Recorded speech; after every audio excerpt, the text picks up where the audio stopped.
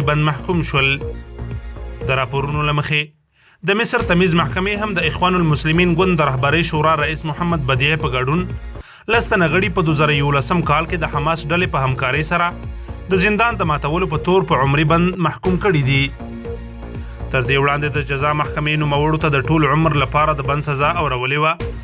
خو د اخوان المسلمین ګوند د رهبرۍ شورا د رئیس او غړیو د مدافع وکیلانو د محکمې پریکړه وننګوله او دعوی تمیز محکمې ته انتقال کړې وه. خو په ورته مهال تمیز محکمې د یاد ګوند هغو اتو کسانو ته براءت ورکړی چې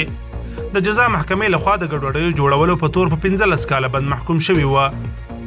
باید وویل شي چې د مصر دغه ستر اسلامي ګوند د خپل عمر په نږدې 70 کلونو کې وخت ناوخت په یو او بل نوم د وخت د حاکمانو له لوري ځپل شوی، د مشرانو په ګډون زرګونه کسان وژل شوي، ټپیان شوي او زندانونو ته لیږدول شوي دي. خو د 2014 کال راهیسې د جنرال عبدالفتاح السیسي له لوري پرې لاکړې تنګه شوي او دا مهال د مصر سربیره په ګڼو هیوادونو کې د یو ترهګر سازمان په توګه پیژندل کیږي.